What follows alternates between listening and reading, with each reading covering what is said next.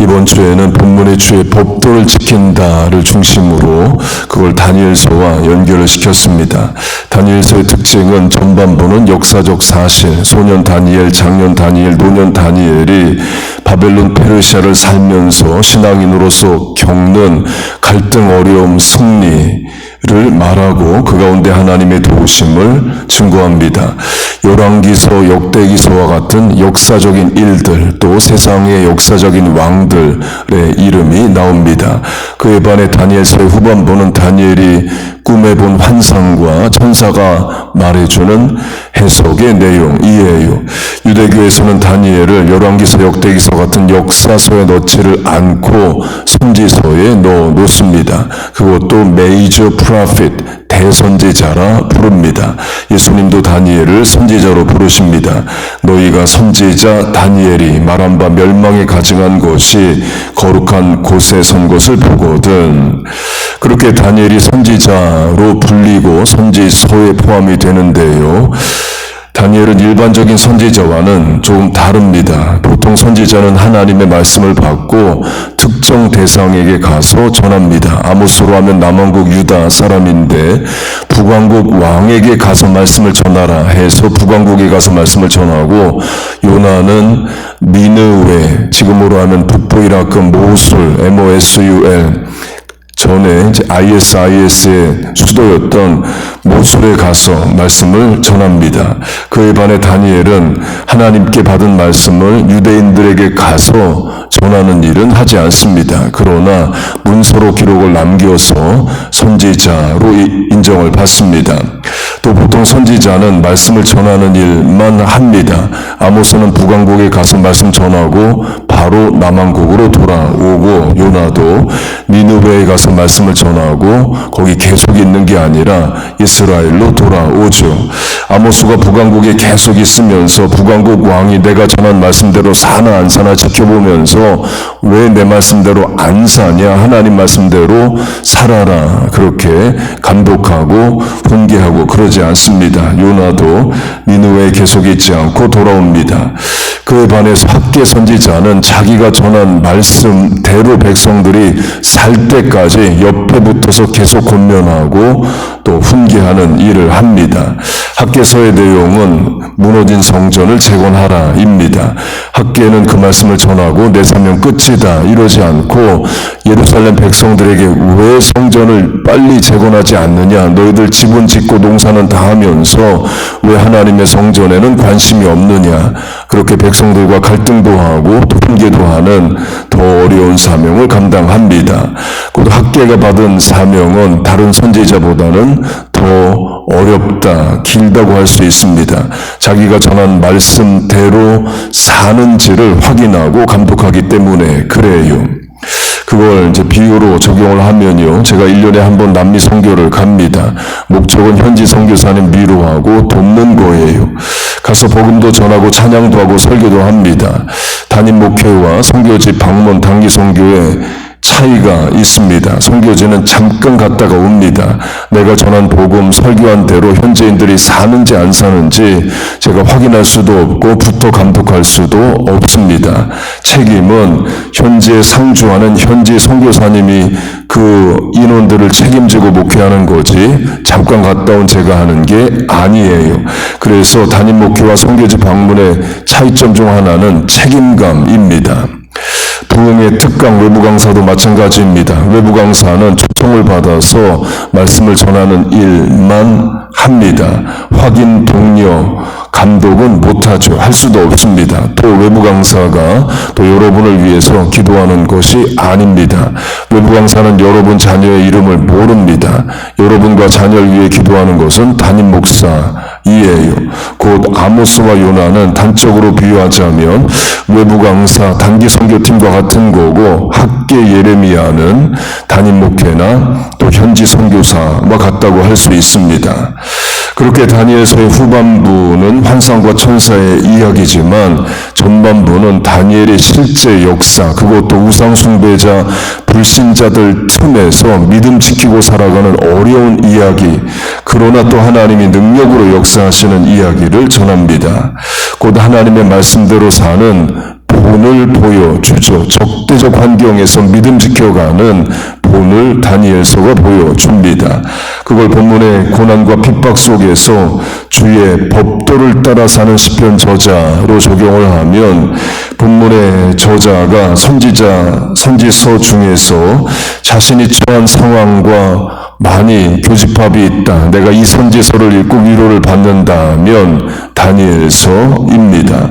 바벨론과 페르시아라는 이방인의 땅에서 우상 숭배자 틈에서 하나님의 법도대로 살면 죽이겠다는 그런 상황에서 법도를 지키고 말씀에 따라 승리하는 다니엘서를 읽으면서 시편 저자는 또 위로와 소망을 얻을 수 있을 겁니다.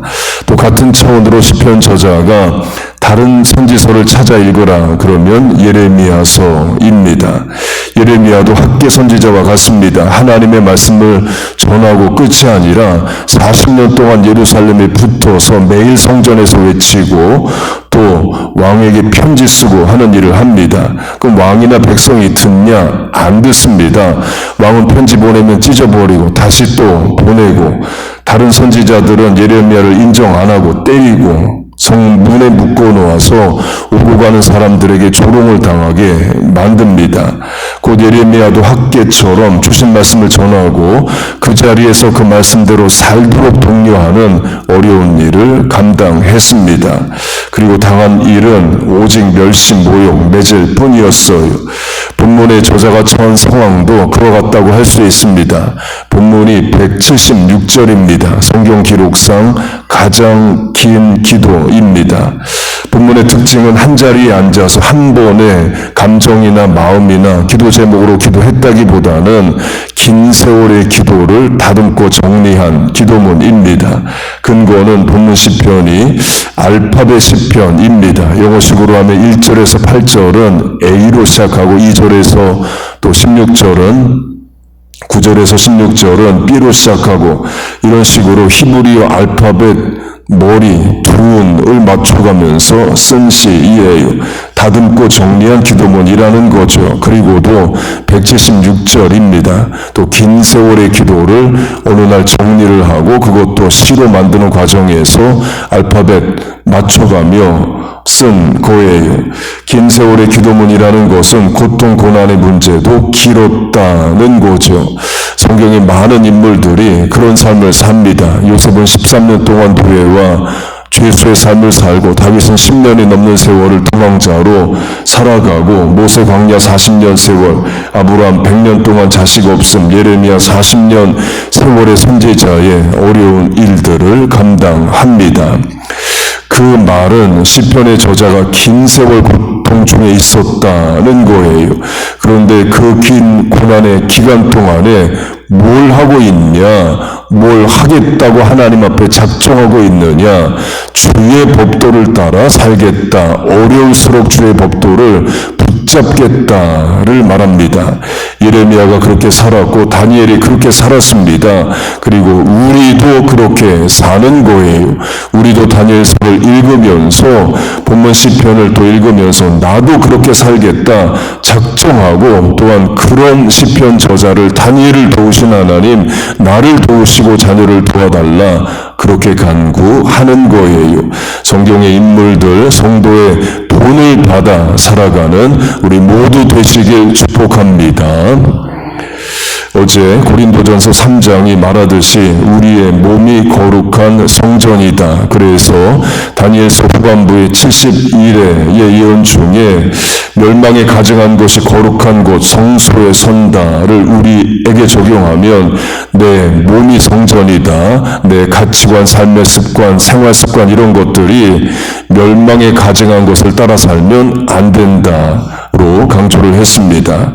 지금 예루살렘에는 성전이 없습니다. 솔로몬이 첫 번째로 지었고 바벨론이 무너뜨리고 헤롯 왕이 두 번째로 짓고 로마인들이 무너뜨리고 지금까지 성전은 없습니다.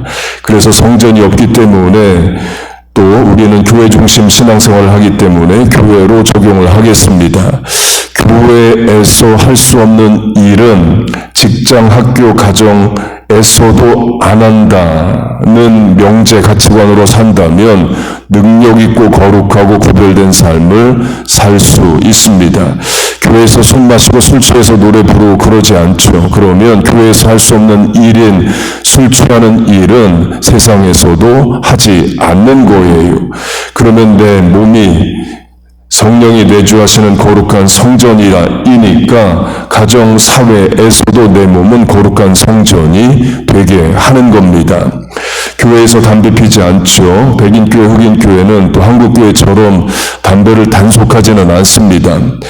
한국교회가 단속하는 이유는 담배 피는 자세, 장소, 모임이 거룩한 모임이 아니기 때문에 그래요. 그리고 담배는 더 강한 자극을 추구합니다. 마리화나로 또 나가게 되고 마약으로 나갈 수 있게 되죠. 그래서 한국교회는 담배를 이제 단속합니다. 교회에서 담배 피며 모임 같지 않죠. 그러면 가정학교 대인관계에서 담배 안 필 수 있는 겁니다. 교회에서 음란한 말, 거짓말, 불경건한 말 하지 않죠. 그러면 가정학교 사회에서도 하지 않는 겁니다.